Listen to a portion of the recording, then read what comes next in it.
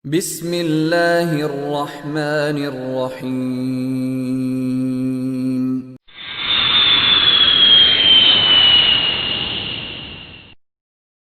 Assalamualaikum warahmatullahi wabarakatuh. Ustaz, iman saya turun naik. Masya Allah, kayak tangga belum jadi itu turun naik. Saya mudah emosi. Semoga Allah tenangkan hati Anda. Saya tobat dari perbuatan dosa lagi, saya tobat dari berbuat dosa lagi. Pertanyaan saya, bagaimana caranya agar saya bisa benar-benar tobat dan tidak balik lagi? Baik. Pertama, semoga Allah muliakan Anda. Saya sering katakan bahwa saya senang dengan pertanyaan-pertanyaan seperti ini. Artinya Allah cinta, Allah sayang. Kalau nggak sayang, nggak akan diarahkan seperti ini. Akan dibiarkan. Ya, pelaku maksiat yang tidak mendapatkan hidayah dari Allah, apalagi ada istidraj, tidak sadar bahwa dia berbuat salah dan mempertahankan kesalahannya. Kemudian terus berbuat salah, itu yang berbahaya. Dan kita doakan, kita bantu. Jangan putus asa mendoakan orang-orang seperti itu. Tapi yang paling disenangi adalah jika pelaku maksiat sejahat apapun, tiba-tiba ada getaran di jiwanya untuk kembali. Saya sarankan cepat ambil, karena itu tanda sayang Allah yang pertama.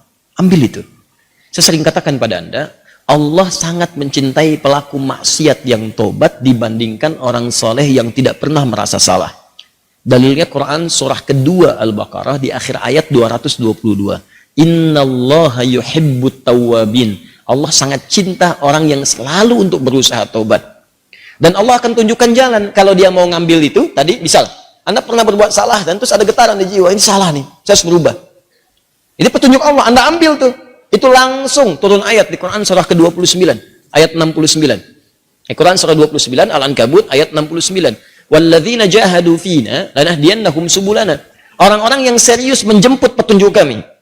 Begitu Allah tunjukkan, Anda mau ambil. Dia serius pengen ngambil, pengen belajar, terus tanya orang, awalnya malu-malu, setelah itu mau-mau, gitu kan? Datang ke majelis ilmu, awalnya belakang-belakang, setelah itu saf paling depan. Ustadz belum datang, dia sudah datang duluan, bahkan dia siapkan macam-macam. Allahu Akbar. Itu lanahdiyannahum subulana. Kami akan tunjukkan jalan-jalan terbaik menuju kami. Macam-macam.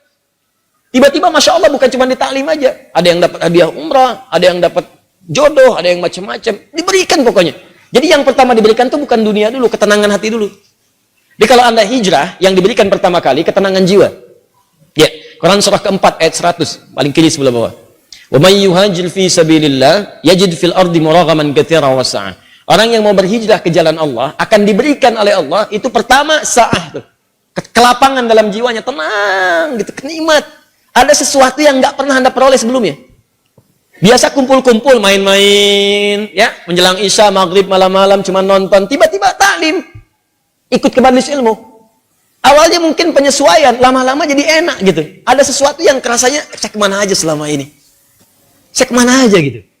Ini nikmat. Bahkan kalau udah dapat halawatul iman, nikmatnya iman, itu ketinggalan sekali, kayak nyeselan tuh. Saya ketinggalan nih gitu. Saya ketinggalan. Ya sama. Dulu-dulu salat fardu biasa ketinggalan. Tapi kalau sudah nikmatnya iman, ketinggalan salat sunnah, wah, kayaknya ada penyesalan dalam diri Anda. Itulah kenikmatan iman.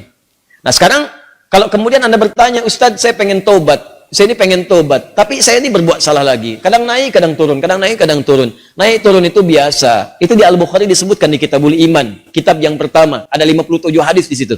Kalau iman sedang naik turun, kata Imam Al-Bukhari, buka kitab saya. Dari 97 kitab, 97 pembahasan pertama babul iman, kitabul iman 57 hadis. Di antara hadis yang mengatakan al-imanu yazidu wa yantaqis. Iman itu naik dan turun. Kadang naik, kadang turun. Yazidu bit ta'at. Rumusnya kalau pengen naik, maka kuatkan iman itu dengan mengerjakan banyak ketaatan. Ketaatan itu buahnya amal soleh. Kerjakan amal soleh. Amal soleh itu detailnya adalah pekerjaan-pekerjaan ibadah. Sholat, amal soleh. Jadi kalau iman sedang turun, pengen dinaikkan, maka perbanyak amal soleh. Ya, amal soleh. Ini. Karena itu dalam Al-Quran kalimat iman sering disandingkan dengan amal soleh. Quran surah 103. Wal'as innal insana lafi khusr illa alladhina amanu wa amilus salihat. Iman wa amilus salihat. Ini amal soleh. Detilnya amal soleh nampak pada ibadah. Makanya setelah kalimat iman kadang ada detilnya ibadah. Kalimat iman pertama Al-Baqarah ayat 3. Alladzina yu'minuna bil ghaib wa yuqimunas shalah. Salat. Wa mimma razaqnahum infaq. Ya ayyuhalladzina amanu. Al-Baqarah 183. Kutiba alaikumus siyam, puasa. Tuh. Ini. Jadi kalau iman merasa sedang lemah, sering terdorong berbuat yang kurang bagus, pengen dinaikin, maka rumus cepatnya adalah cepat buru amal-amal soleh. Paksakan. Paksakan untuk mengerjakan. Yang biasa fardu tambah sunnah. Rawatib dulu, latihan. Rawatib. Mutlak, malamnya coba tahajud, walaupun 2 rakaat dulu. Nanti kalau sudah terbiasa, kalau soleh itu sudah baik, rumuskan gini, hidup itu berpasangan. Semua berpasangan. Quran surah 51 ayat 49, paling kiri agak sedikit ke bawah. Wa min kulli syai'in khalaqna zawjaini la'allakum tadhakkarun. Semua selain aku, kata Allah, aku ciptakan berpasangan supaya kalian sadar cuma aku yang tidak punya pasangan. Kata Allah, semua selain aku berpasangan. Yang hidup berpasangan. Ya, laki-laki lawannya perempuan, jantan hewan lawannya betina, putik tumbuhan, Allah, lawannya benang sari. Siang lawannya malam, putih lawannya hitam. Sama persis, baik lawannya buruk. Saya ulang, baik lawannya buruk. Amal soleh lawannya amal salah. Jadi ada yang soleh, ini baik. Ada yang salah, nah ini buruk. Kalau orang sudah biasa baik, maka yang buruk akan tenggelam. Ya, waqul ja'al haqq wa zahaqal batil, innal batila kana zahuqa. Quran surah 17 ayat 81. Paling kiri perkenahan. Ya, katakan kalau yang baik itu pasti muncul. Kalau sudah yang baiknya muncul, buruknya tenggelam. Sebaliknya, kalau buruknya dominan naik ke atas, baiknya tenggelam. Orang sering berkata-kata baik, maka mohon maaf, lisannya akan sulit berkata kotor. Silakan Anda cek, orang yang berkata-kata baik, mau berkata kotor itu nggak bisa. Sama dengan orang terbiasa lisannya kotor, mau berkata baik nggak bisa. Preman dengan preman berpapasan, apa mungkin mengatakan, Assalamualaikum bro? Nggak ada.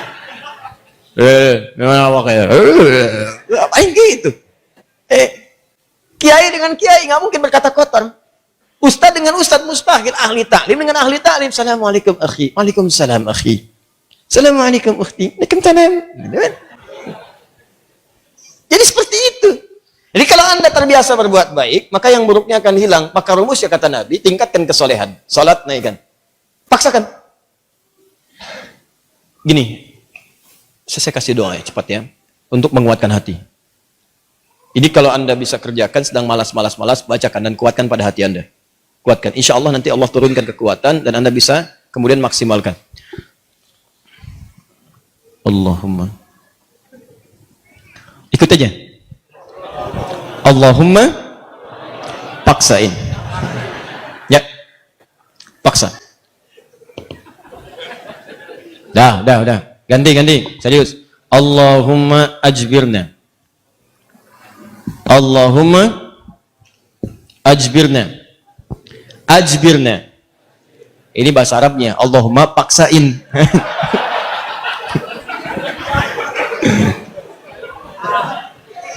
Ya? Paham? Ditingkatkan, naikin salat. Mulai dari salat. Nah, kemudian ini penting, salat itu yang paling utama karena dalam salat itu banyak kalimat tobat. Antum baru takbir aja, habis takbir kan tobat. Coba lihat. Allahumma ba'id baini wa baina khataayaya kama ba'adta bainal masyriqi wal. Ya Allah, mohon jauhkan antara aku dengan kesalahan yang telah aku perbuat. Sejauh-jauhnya. Aku nggak ingin lihat lagi. Seperti engkau jauhkan antara timur dengan barat. Jauhkan ya Allah yang tidak pernah bertemu. Allahumma naqqini minal khataaya kama yunaqqa thawbul abyadu minad danas. Ya Allah, kalau kesalahanku begitu pekat, mohon bersihkan seperti pakaian dibersihkan dari noda. Allahumma ighsilni bil ma'i wa thalji wal barad. Kalau begitu pekat luar biasa, gunakan ya Allah walaupun hanya air yang sangat dingin. Gunakan ya Allah. Maksudnya bersihkan sebersih-bersih. Antum tobat. Makanya pahami bacaan-bacaan salat. Sama dengan wajhatu wajhiyal ladzi fatara samawati wal arda hanifan muslima wa ana minal musyrikin. Inna salati wa nusuki wa mahyaya wa mamati lillahi rabbil la syarika lahu bidzalika umirtu wa ana minal muslimin atau wa ana awwalul muslimin. Ya Allah, aku pasrahkan diriku sepenuhnya pada saat ini kepada penguasa langit dan bumi. Kalau aku salat selama ini, atau aku ibadah ya Allah, atau aku hidup sampai dengan sekarang, atau engkau bahkan wafatkan aku dalam salat ini. Engkau wafatkan aku dalam salat ini. Aku ikhlas ya Allah. Aku ikhlas. Berikan bimbingan kepadaku untuk meningkatkan ibadah. Dengan itu aku diperintahkan. Jauhkan dari sifat musyrik. mulai sekarang aku berjanji ya Allah, aku akan lebih patuh kepadamu. Mulai sekarang aku berjanji aku akan lebih patuh kepadamu. Wa ana minal muslimin. Muslim itu kan patuh, tunduk, patuh. Jadi kalau Anda mengatakan kalimat itu habis salat berbuat maksiat lagi, Anda berkhianat dengan kalimat Anda. Makanya sering katakan pahami bacaan salat, pahami. Anda akan mengerti betapa nikmatnya salat ketika Anda memahami bacaan-bacaannya. Itu kalimat pertama. Kemudian di luar-luar itu Anda beristighfar. Makanya habis salat kan Anda berzikir. Quran surah keempat ayat 103. Paling kanan, agak sedikit ke atas. Fa idza qadaitumus sholata, maka jika Anda selesai menunaikan salat, fadhkurullaha, maka segera berzikir kepada Allah. Apa zikir pertamanya? Hadis Muslim nomor hadis 571. Astaghfirullah, astaghfirullah, astaghfirullah. Allahumma antas salam wa minkas salam. Tabarakta ya dzal jalali wal ikram. Astaghfirullah itu ya Allah saya minta ampun. Ya Allah saya minta ampun. Kalau dosa merasa banyak dalam salat bersujud, dalam ruku minta. Masih kurang, merasa banyak dosa. Habis sholat minta, ya Allah ampuni saya, ya Allah. Ampuni, saya merasa dosa saya banyak. Saya mengakui dosa saya banyak, ya Allah. Namun saya pun menyaksikan rahmatmu lebih luas dibandingkan dengan murkamu. Maka mohon, ya Allah ampuni dosa saya. Makanya saat diucapkan itu sambil ingat dosanya, bukan cuma di lisan. Ingat dosa-dosa apa yang pernah dikerjakan. Ingat. Itu yang dimaksudkan Quran surah keempat ayat 17-18. Innamat taubatu 'ala Allahi lilladzina ya'maluna su'an bijahalatin thumma yatubuna min qarib. Sungguh taubat yang diterima oleh Allah itu adalah orang yang pernah berbuat salah. Salah itu bawaan manusia. Jadi kalau Anda nggak pernah salah, patut ditanya Anda itu manusia apa malaikat? Cuma malaikat yang nggak pernah salah. Quran surah 66 ayat ke-6 paling kiri sebelah atas. La ya'sunallaha ma amarahum wa yaf'aluna ma yu'marun. Malaikat nggak pernah salah, nggak pernah bermaksiat, mengerjakan tugas sesuai tupoksinya. Nggak pernah bermaksiat. Apa pernah Anda dengar malaikat Jibril korupsi ayat?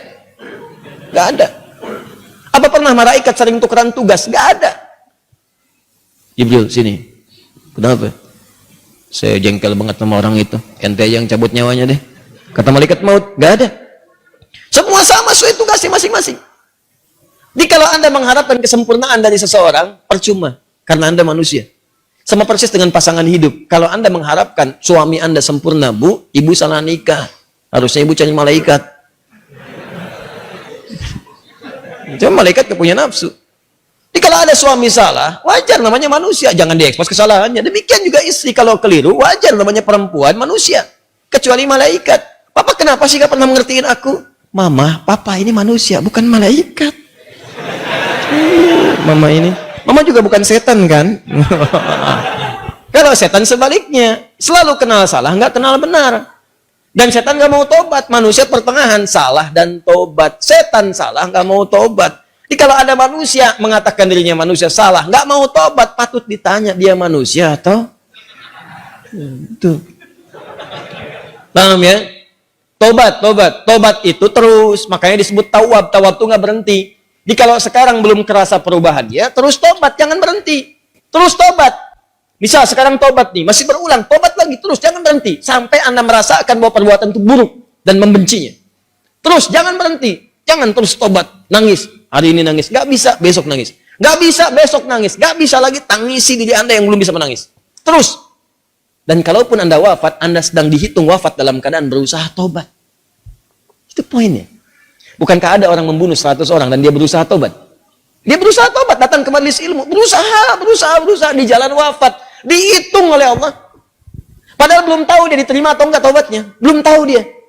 Cuman dia berusaha di jalan mewujudkan tobatnya. Bunuh orang, Anda bayangkan. Maksiat itu udah hatam.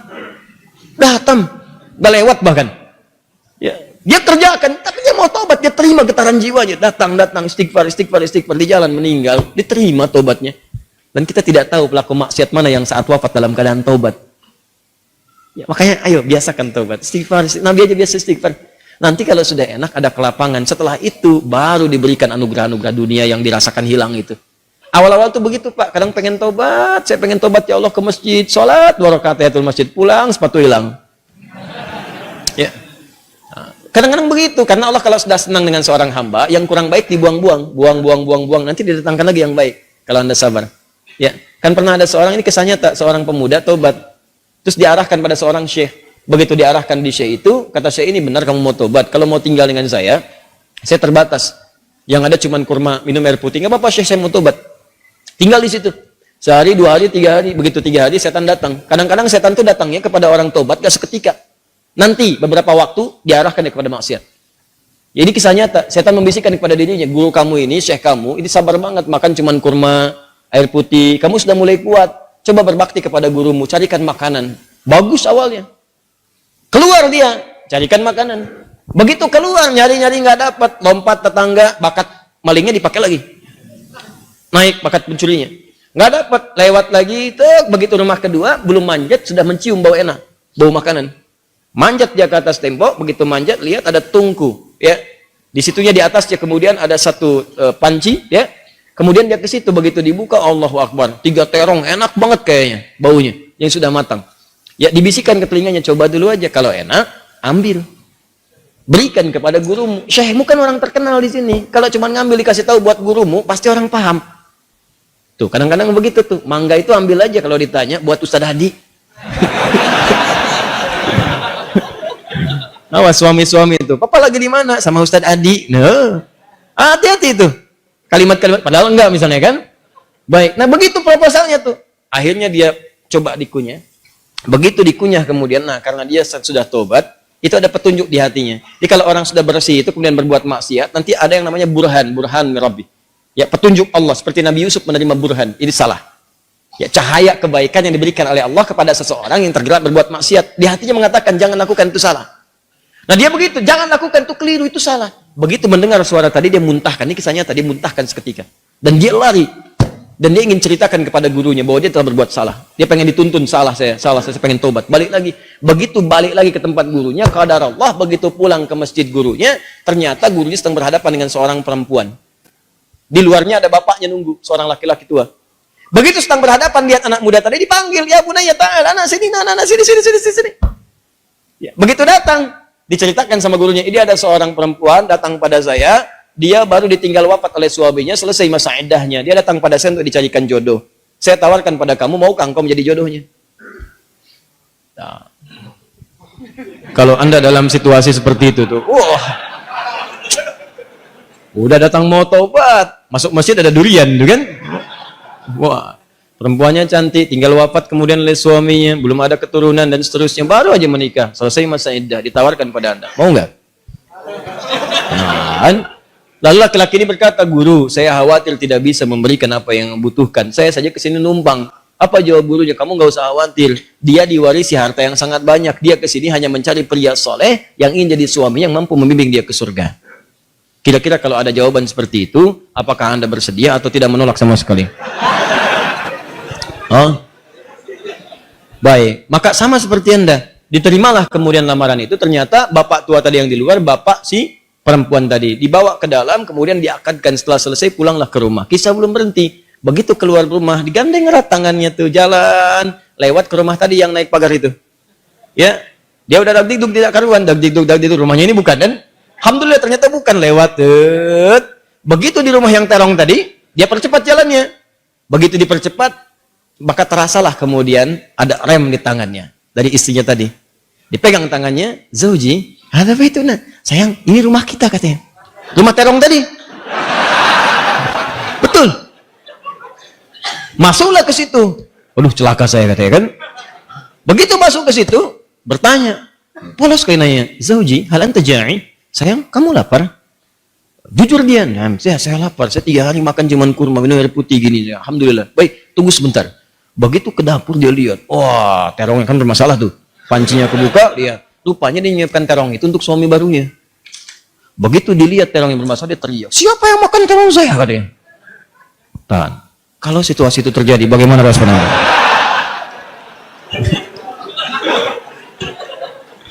Jangan bilang itu kucing. Nah, lalu tiba kemudian tergeraklah hatinya datang. Perhatikan kalau rumah tangga seperti ini, nikmat kehidupan dunia tuh. Ya, tidak akan terjadi perang per dunia pertama, kedua, ketiga dan seterusnya. Lihat baik-baik. Datanglah suami ini mengatakan dengan jujur, Zauji, sayang. Ini di Quran tuh gini, selalu laki-laki perempuan tuh zauj. Kecuali dalam masalah nanti warisan menggunakan zaujah untuk menunjuk kepada gender perbedaan hak waris. Zauji, sayang. Kisahnya begini katanya. Aku ini sebetulnya mencarikan makanan untuk guruku. Lalu setan membisikkan sampai tiba-tiba ke sini aku buka ada terong, aku cicipi. Tapi demi Allah, tidak aku telan, aku muntahkan karena takutku kepada Allah. Sampai aku kembali, tadinya mau tobat. Sama guru dipanggil, suruh nikah sama kamu. Sampai ke sini. Dia jelaskan semua kisahnya. Apa yang terjadi? Kalau ibu mendengar kisah tadi, apakah ibu akan balik lagi kepada guru mengatakan? Kalau ini terjadi pada setiap perempuan, maka damailah kehidupan di rumah tangga.